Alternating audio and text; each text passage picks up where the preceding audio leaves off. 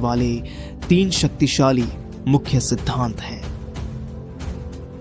पहला है, देखे बिना प्रार्थना मत करो। देखने का मतलब क्या है? इसका अर्थ है यह जानना और व्यक्त करना कि उस समय पवित्र आत्मा क्या कह रहा है। यदि आपको साफ साफ नहीं सुनाई दे रहा है तो जितना हो सके उतना ज्यादा अन्य भाषा में प्रार्थना करें। यह आपकी आत्मा को जागृत करेगा और आपको समझने में मदद करेगा कि पवित्र आत्मा किस दिशा में ले जा रहे हैं और वह क्या कह रहे हैं। इसके साथ ही बाइबल पढ़ते रहें। सच तो यह है कि जब भी हम प्रार्थना करते हैं हमें आत्मिक संसार में जुड़कर यह पता करना चाहिए कि पिता की इच्छा क्या है। यही है देखना। देखने का एक और तरीका है विवेक का उपयोग करना, मतलब सही और गलत को पहचानने की क्षमता। ध्यान दें कि आपके दिल में क्या चल रहा है। उस समय आप किससे जूझ रहे हैं, उसे गौर से देखें। अपने आसपास क्या हो रहा है उसका भी ध्यान करें और फिर अपनी प्रार्थनाएं उसी के अनुसार करें। कुछ उदाहरण मान लीजिए, आपको किसी तरह का वासनात्मक गलत इच्छाओं वाला प्रलोभन हो रहा है। इसका मतलब है कि कोई बुरी आत्मा आपके पास भेजी गई है। यदि यह यौन प्रलोभन है तो वह आत्मा आपकी भावनाओं या इच्छाओं से जुड़ गई है। यदि यह गुस्सा है या क्षमा न कर पाना है या कुछ और है तो समझ जाइए कि आप किस समस्या से लड़ रहे हैं। अब जो कुछ आपने देखा या समझा है उसके अनुसार बाइबल के वचनों को लें और अपनी प्रार्थनाएं उसी दिशा में शुरू करें। प्रार्थना केवल कोई धार्मिक रस्म नहीं है जिसमें आप बिना मकसद कुछ बोल दें। प्रार्थना मेहनत है। बाइबल कहती है हर काम करने वाले को उसका मेहनताना मिलना चाहिए। प्रार्थना से आत्मिक, भावनात्मक, मानसिक और भौतिक लाभ मिलते हैं। प्रार्थना के ऐसे तरीके हैं जो आपको शुद्ध कर सकते हैं। ऐसे तरीके हैं जो आपके बच्चों के भविष्य को प्रभावित कर सकते हैं। प्रार्थना से किसी पूरे समाज में जागृति या पुनर्जागरण आ सकता है।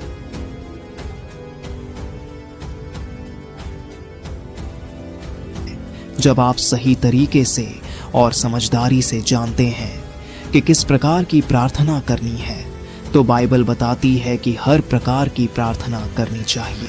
प्रार्थना का एक बड़ा फायदा यह है कि यह पृथ्वी पर परमेश्वर के राज्य की स्थापना को आगे बढ़ाती है। यीशु ने अपने चेलों को सिखाते हुए कहा था, जब तुम प्रार्थना करो तो कहो कि तेरे राज्य आए।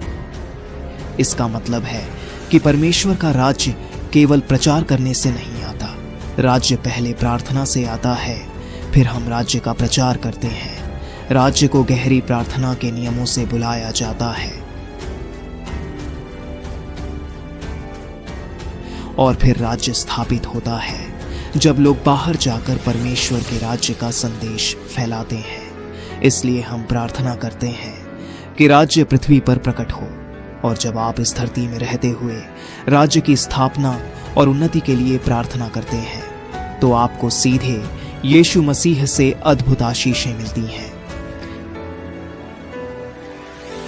प्रार्थना का एक और फायदा है, जब आप किसी बीमार व्यक्ति के लिए प्रार्थना करते हैं या किसी कठिनाई से गुजर रहे व्यक्ति के लिए बीच में खड़े होकर प्रार्थना करते हैं। पौलुस ने भी एक खास तरह की प्रार्थना की थी। उसने इफिसुस की कलीसिया से कहा, मैं लगातार तुम्हारे लिए प्रार्थना करता हूं कि हमारे प्रभु यीशु मसीह का परमेश्वर, महिमा का पिता, तुम्हें ज्ञान और प्रकाश का आत्मा दे ताकि तुम्हारी समझ की आंखें खुल जाएं। इस तरह की प्रार्थना के द्वारा आप एक पीढ़ी या किसी समूह को परमेश्वर की सच्चाइयों और दिव्य वास्तविकताओं का अनुभव करने में मदद कर सकते हैं। सिर्फ बाइबल के ज्ञान में रुक जाना पर्याप्त नहीं है। बाइबल के ज्ञान में रुक जाना पर्याप्त नहीं है। बाइबल का ज्ञान आपके विश्वास, प्रेम और आशा को मजबूत करता है, लेकिन इसके बाद का स्तर यह है कि आप प्रकाश के लोक तक पहुंचें, जहां परमेश्वर का वचन सीधे आपको दिया जाता है, केवल लिखित रूप में नहीं। पौलुस इसलिए प्रार्थना करता था क्योंकि परमेश्वर में ऐसा भी एक स्तर है जो केवल शास्त्र पढ़ने से नहीं मिलता। उस तक पहुंचने के लिए एक मध्यस्थ, बीच वाला चाहिए जो आत्मा में बढ़ चुका हो और उस स्तर तक पहुंचा हो। वह व्यक्ति प्रार्थना के द्वारा दूसरों को भी उस अनुभव में पहुंचने में मदद करता है। इसीलिए हम देखने के लिए प्रार्थना करते हैं, विवेक के लिए प्रार्थना करते हैं, अपने आप को परखने के लिए प्रार्थना करते हैं। पहला बिंदु है पहले देखो, दूसरा बिंदु है प्रार्थना करो, तीसरा बिंदु है प्रार्थना के बाद सुनो। सिर्फ परमेश्वर से बात करना पर्याप्त नहीं है। जब आप प्रार्थना करते हैं तो परमेश्वर भी जवाब देता है, स्वर्गदूत भी बोलते हैं, सिद्ध किए हुए धर्मियों की आत्माएं बोलती हैं, प्रकृति भी बोलती है और पवित्र आत्मा भी बोलता है। जब पवित्र आत्मा आया तो उसने आवाज, ध्वनि और आग के रूप में बात की। आपके मन और आत्मा के लिए प्रभु की आवाज आग जैसी है। यही कारण है कि चेलों के सिरों पर आग की जिह्वाएं दिखाई दी। यही तरीका है जिससे पवित्र आत्मा आपके मन से बात करता है। हमारी समस्या यह है कि हम चाहते हैं कि परमेश्वर मनुष्य की तरह बोले, लेकिन परमेश्वर आत्मा है, वह अलग अलग तरीकों से बोलता है। हमें सीखना होगा कि वह किस किस तरीके से हमसे संवाद करता है। वह हमारी आत्मा से सीधे बोलता है, पर आवाज से नहीं।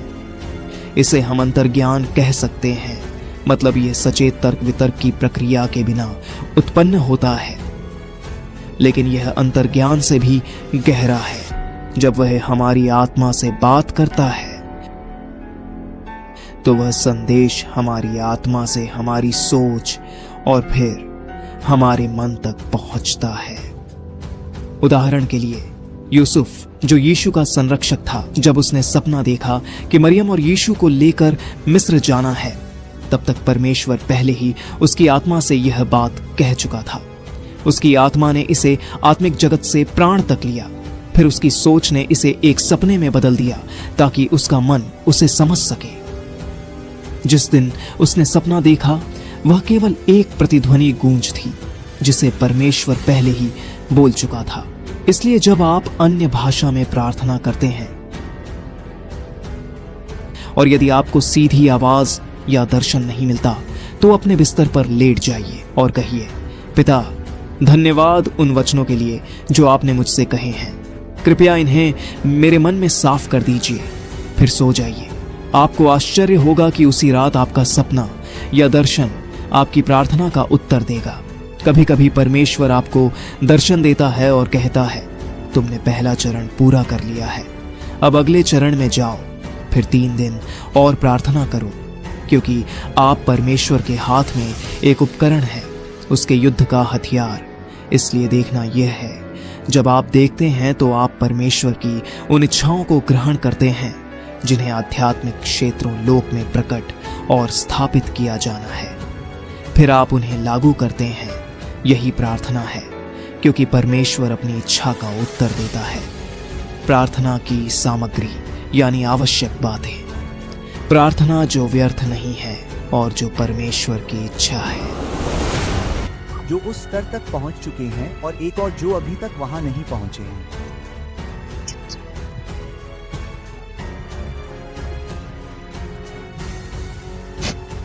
और फिर प्रार्थना का लेन देन उन व्यक्तियों पर प्रकाश के क्षेत्रों के प्रकटन के लिए द्वार खोलता है जिनके पास लिखित शब्द के प्रति उनकी प्रतिबद्धता का वास्तविक विश्वसनीय रिकॉर्ड है।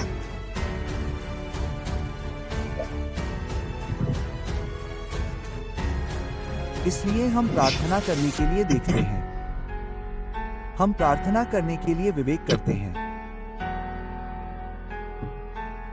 हम प्रार्थना करने के लिए खुद को फिर से जांचते हैं, हम प्रार्थना करने के लिए खुद से बात करते हैं।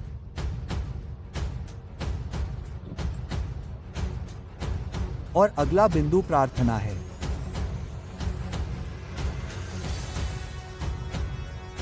हम देखते हैं और फिर हम प्रार्थना के रूप में प्रार्थना करते हैं।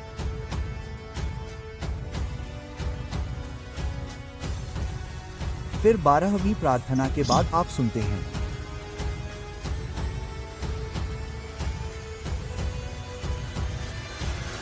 केवल भगवान से बात करना ही पर्याप्त नहीं है। जब आप प्रार्थना करते हैं तो भगवान भी बोलते हैं। भगवान बोलते हैं, स्वर्गदूत बोल रहे हैं, सिद्ध किए गए न्याय मनुष्यों की आत्माएं भी बोल रही हैं, प्रकृति बोल रही है, पवित्र आत्मा बोल रही है। और जब वह आया तो उसने शोर के माध्यम से बात की, उसने एक ध्वनि के माध्यम से बात की, उसने आग के माध्यम से बात की।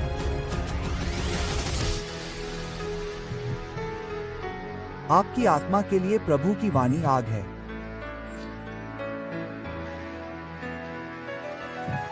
आपके मन के लिए प्रभु की वाणी आग है। इसलिए उनके मन पर, उनके सिर पर आग की जीभ थी। पवित्र आत्मा आपके मन से इसी तरह बात करती है।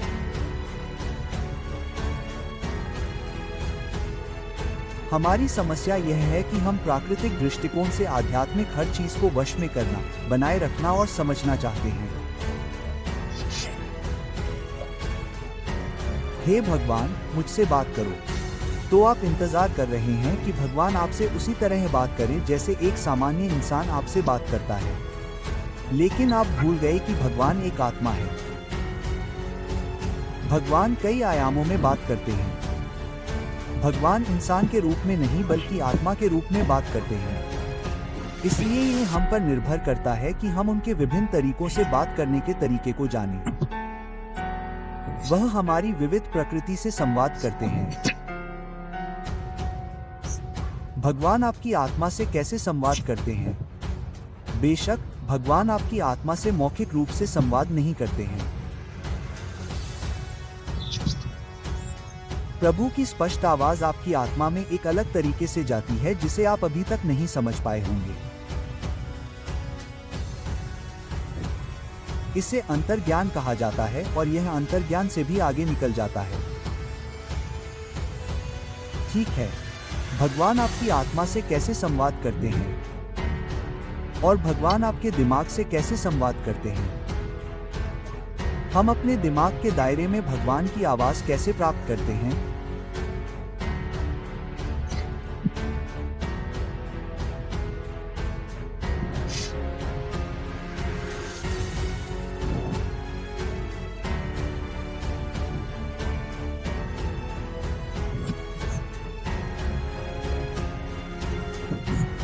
मैं जानता हूं कि यीशु के सांसारिक संरक्षक यूसुफ से पहले, इससे पहले कि उसे सपने में यीशु और मरियम को लेकर मिस्र जाने का निर्देश मिले, भगवान ने पहले ही उसकी आत्मा से ये शब्द कह दिए थे और फिर उसकी आत्मा ने उसे ग्रहण किया, आत्मा तक पहुंचाया और फिर आत्मा ने उसे संक्षिप्त किया और उस निर्देश को सपने में अनुवादित किया।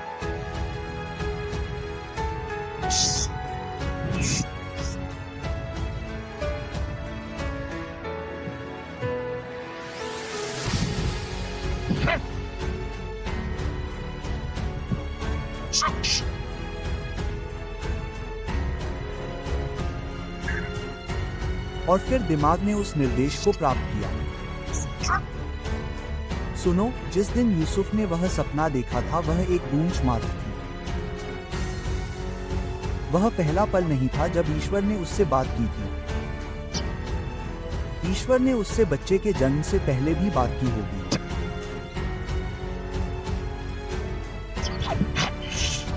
वास्तव में गर्भधारण से पहले भी ईश्वर ने उससे बात की थी। लेकिन उसे मानव संस्थानों के विभिन्न आयामों से होकर गुजरना पड़ा, आत्मा के माध्यम से।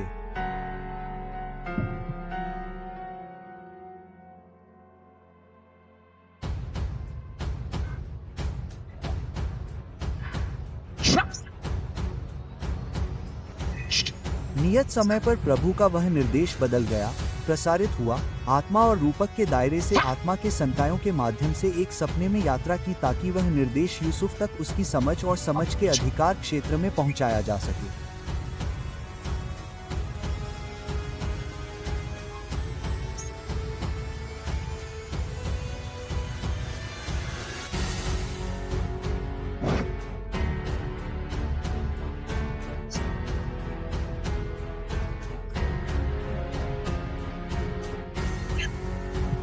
इसलिए जब आप जीव में प्रार्थना करते हैं, जब आप दहाड़ते हैं हालेलुया, अगर आप सीधे ईश्वर की आवाज नहीं सुन पा रहे हैं, अगर आप प्रार्थना करते समय दर्शन नहीं देख पा रहे हैं, तो महोदय जल्दी से अपने बिस्तर पर लेट जाएं। हालेलुया। बस अपने सिर पर अपना हाथ रखें और कहें, पिता, मैं आपके द्वारा बोले गए शब्दों के लिए धन्यवाद देता हूं जो मेरे दिमाग में आए हैं। फिर आप अपने बिस्तर पर जाएं और सो जाएं। आप आश्चर्यचकित होंगे कि आपकी गहन प्रार्थना के बाद उस रात का सपना, निर्देश और आपकी प्रार्थनाओं का उत्तर देता है। कभी कभी भगवान आपको एक विजन देते हैं और कहते हैं कि अब आपने बहुत प्रार्थना करनी है, लेकिन आपने अध्याय 1 से निपटा लिया है। मैं आपको अध्याय 2 पर ले जा रहा हूं। 3 दिन के लिए फिर से जाएं, क्योंकि आप किसके हाथ में एक उपकरण हैं? भगवान। भगवान के हाथ में युद्ध का एक हथियार। आमीन बोले, भगवान के पुत्र। इसलिए जब आप इसे देखते हैं तो यह एक ऐसा लेख है जो प्रार्थना करने के तरीके को चुनौती देता है।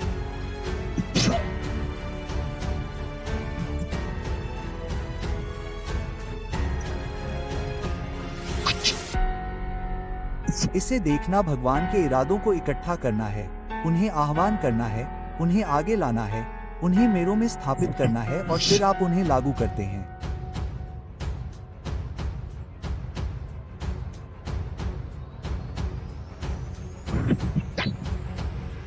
प्रार्थना इसलिए है क्योंकि भगवान, याद रखें कि भगवान उनकी इच्छा का उत्तर देते हैं।